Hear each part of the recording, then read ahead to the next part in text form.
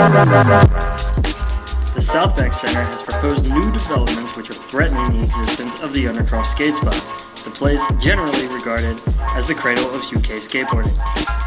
This place, according to the Southbank Centre, who actually own the site, apparently it's prime retail space, which means they can make a lot of money from renting it out to shops and restaurants.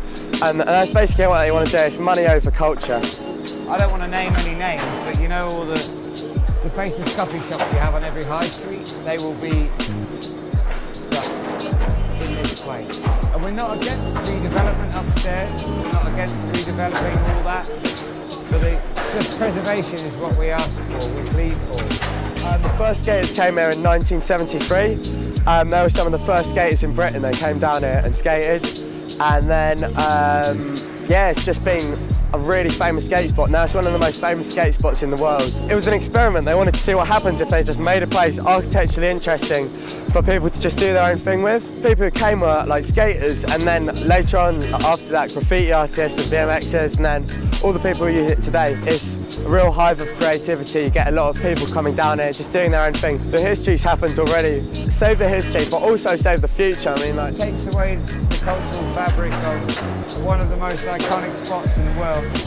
People get off aeroplanes to come here and skate. The other day, actually, we had this guy waiting for us to set up our stall in the morning. He come from Slovakia, and he was in London for 3 days, and his mission for that day was to come down and sign our petition.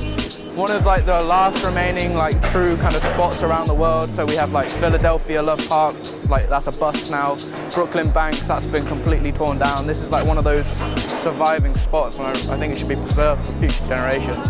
Where would they go to? There's just not another amenity, as far as I know, in the immediate area, and it would be a huge loss.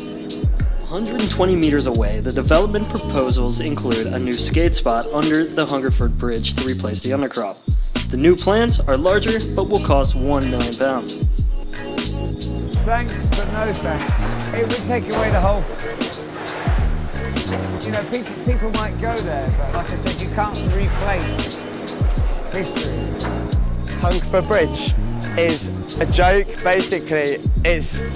They want to basically pick up all of that history, all the culture, all the community as well. That's an important thing. Like, people down there, they know each other. You've got such an interesting mix of people down there. Their plan is to basically pick that up and say, you can have that great space. We're going to pick that up and just move it down the road. There's so much like history in the set in the concrete, you know, like blood, sweat, and tears, like in the concrete. You can't take that away. Yeah, it's brought the whole of London skate scene together. Like, everyone's united, back in the cause, and getting the stickers everywhere, getting the videos everywhere and everything. So yeah, it's brought the identity out, definitely. What's beautiful about it is to have, like, being a skateboarder all your life and being seen as kind of anti or misunderstood, if you like, and then to have the other side, no offence to anyone, it's really overwhelming and very heartwarming to have the other side of the fence come and give us that support, which is what really has made this whole thing. It's not just us, it's the people on the other side as well. But we're all one. So, I've been coming to the festival hall a long time, and I've always thought this amenity has been wonderful for the children and for the adults in the area, and it would be a huge shame if it was removed. I think it would be a real shame if they closed this.